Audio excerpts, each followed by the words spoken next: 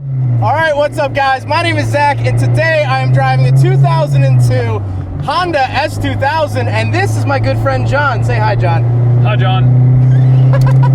John is the owner of this S2000, and we're going to walk you through it today. Do a little bit of a companion review. John has his own YouTube channel, Boosted John. He's got a boosted EG Civic that he's been working on, and I'm so excited to maybe one day get behind the wheel. We've been working on that for years now. We've been trying to get you behind the wheel of that car. It'll happen eventually. It'll happen one of these days. Yeah, when it's not broken. Well, one of these days.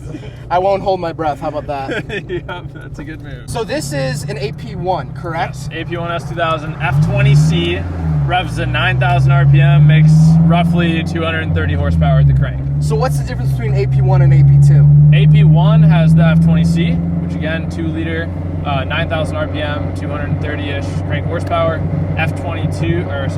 AP2 comes with the F22, a slightly slower steering ratio, actually. Interesting. Okay. And less snappy suspension, because people were crashing the AP1s and getting hurt. So they actually kind of tried to tame the AP2. Wow. Yeah, they made the AP2 to be a tame version of the AP1. Which the AP2 is kind of a more desirable of the S2000. It was later, I believe, what, 2000... What were the year range? 2004, I think, is the first year of the AP2. Okay. And it goes to 2008 or 2009, something like that. And it's basically just tried to make a better AP1. Yeah.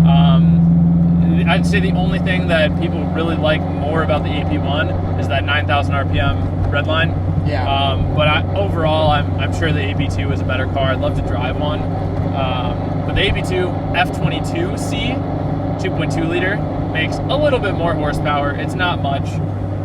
More torque, though, throughout the power band, which is great. People love that. And yeah, there's really not much different. There's really not much different outside of that. Suspension, I guess it is pretty different, but interior-wise, it's very similar. So let's get back to that 2-liter inline 4 under the hood. VTEC. I love the way that this engine revs. I really, really love it. What are some of your favorite attributes driving this car daily? Oh, that's a funny question. So honestly, driving it daily it's kind of difficult for me because I'm a very tall guy. Right. To say some positives about it first, it's just fun. It's just a fun-ass car. On my commutes to work, I work in the city. I have to drive on the highway. You know, it's fun to just kind of I don't know, it's just a zippy car. I would describe this power band as zippy, because it's no power, 6,000 RPM, VTEC. Yeah. All right, now here we are, we're having some fun. Super easy to rev match downshift. Oh, that's great. Love that. That's great. Love that. I think it's a lightweight flywheel. I think that might be why the clutch is so difficult. Okay, you got it there. There it is. Hit first.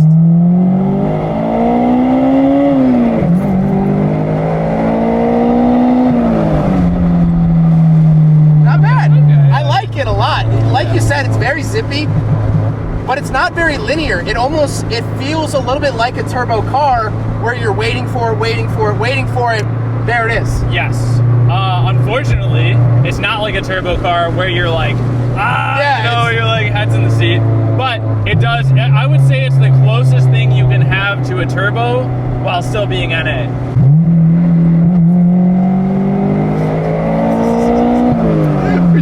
Different points in time. You were and then 2 seconds later I was oh. So paired to that 2-liter is a 6-speed manual transmission. Besides the clutch, which we're thinking is not stock, I do actually really like the feeling of it once you get going.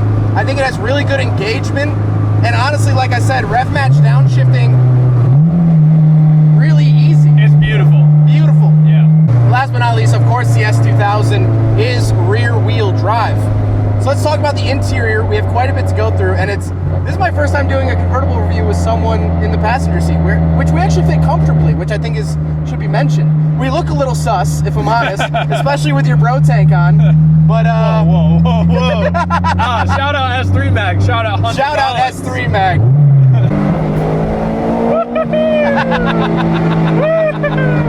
So in front of me, I have maybe the best gauge cluster ever put into a car. Oh, it's so good. It's a digital gauge cluster, and I have a digital tachometer that spans the entire gauge cluster, and I love it. I absolutely love the look of it.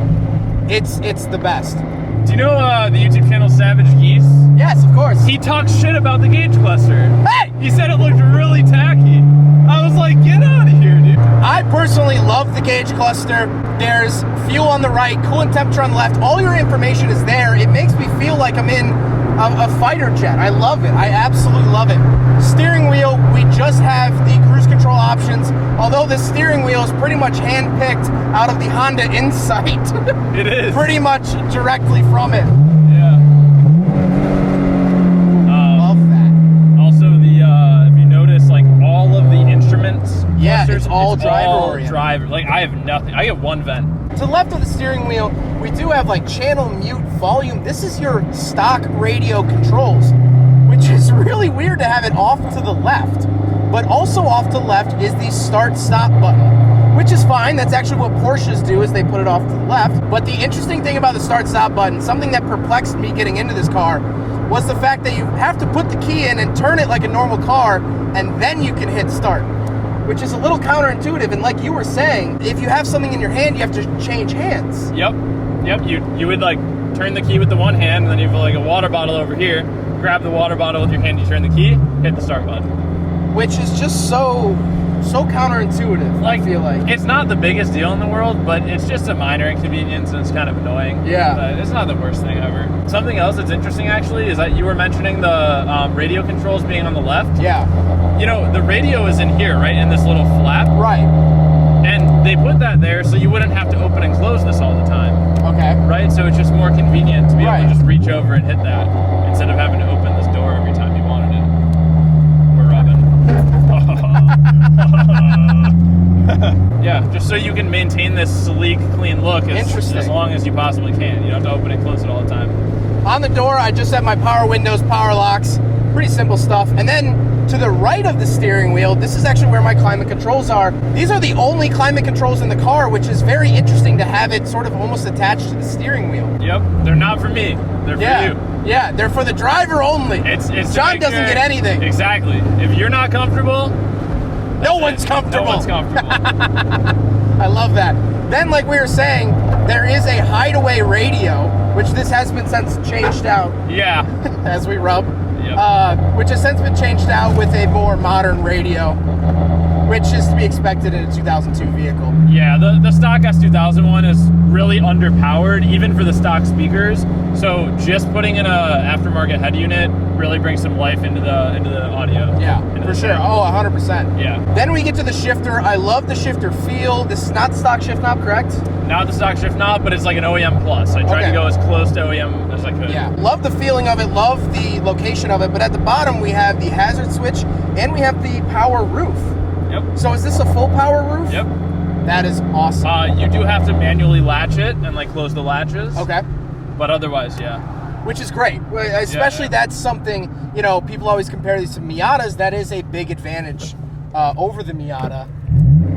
Yeah, no, and it's like, I think it's one of the fastest closing power roofs. Yeah, no, we should do it. We should test it. Oh yeah, we will test it 100%. I'll time it and everything. All right. Yeah. Yo! But here we go. This is the whole process of putting the top down and up on the S2000. Handbrake needs to come up. Clips. Hit the switch. And that's down and back up. Hit the clips. Open the windows. And we're done. That fast, baby. Then I do have an excuse of a cup holder, which will not fit the big friggin' bottle. It fails the big friggin' bottle test, unfortunately. There it is, grab it. Yeah, no, it's not fitting. There's no chance there. It's like me in an economy seat on a plane. It just doesn't work. Now, the seats are actually very comfortable. This is the first S2000 that I've reviewed that I actually fit in, which is fantastic, and honestly, I'm comfortable. I think they're relatively sporty, too. Yeah, I think they have that sporty look.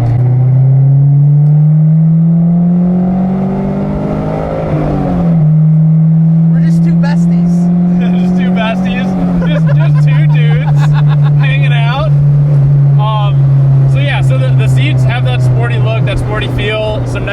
bolstering. I feel like the thigh bolstering isn't too aggressive. Not aggressive, which is nice, especially being a bigger guy. Slide right in and out very easily, very comfortable. And like we said, you daily this car, so it's obviously pretty comfortable. For me, being tall, it does kind of suck. Okay. Yeah. Every time I pull up to a stoplight, if I'm the first car in line, this roof line lines up perfectly with the light. So if I'm sitting how I should be and not slouching, and we pull up to a light, I have to be like this. I have to like bend down and watch the light.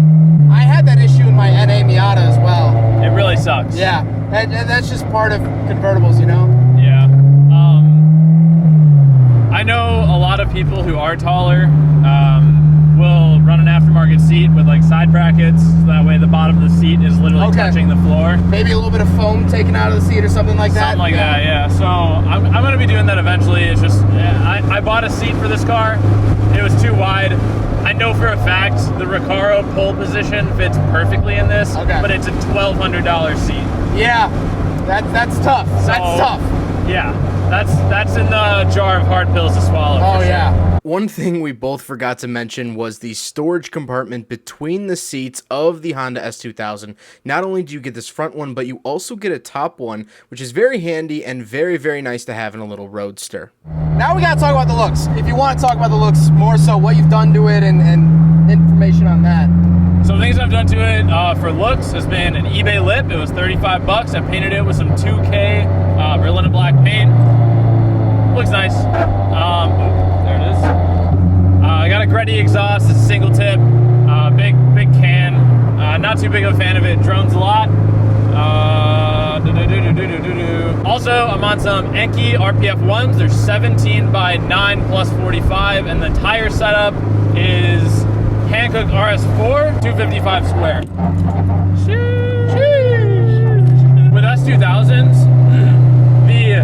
what's considered to be the maximum like flush fitment tire size you can run in the front is like a 235. Okay. Interesting. That's pretty wide. I'm 255 square. Oh, cool.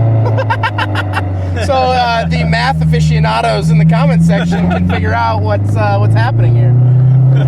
Oh man! But final thoughts. I love this thing. I love it, and I'm sure you love it too. I mean, what are your thoughts on it? Because my final thought here is right there. That's my final thought. Woo! This guy's being dudes. Oh yeah. I mean, I love this car, man. This is a car that if I ever did sell it, I don't know if I could see myself selling it, but if I ever did sell it, I would for sure buy another one. I would just buy a lower mileage one and in better condition. Not that this one's in bad condition. It's pretty clean, but if I ever did sell it, I would 100% buy another one with lower mileage. This is like a kind of car that you keep around forever. Maybe 100%. Not this exact one, maybe a lower mileage one, but this is definitely something you keep around for sure. 100%. I was watching a video of the man who designed this car. What's his name? The designer for Honda. Okay. And he like almost started crying, like saying how much time and energy and like special thought was put into this car. He was saying like, keep your S2000 close, share it with friends, share it with family. And like, you know what? That's a good. I mean, you're sharing your car with me. It's so beautiful, dude. It's so beautiful. It really is. Not only is this just a beautiful car, but I mean, look at our friendship, man. I mean, like, you know, like seriously, like that's what this car is all about. Is putting the top down with someone that you at least mildly care about in the passenger seat, and just having a good time. Yeah, 100%. I love it. Well, thank you guys so much for watching. Please go check out John's channel, Boosted John. It'll be at the end of the video as well as in the description. Awesome videos about this car and everything you need to know. Things like that. Love it. Thank you so much, John. And thank you guys so much for watching.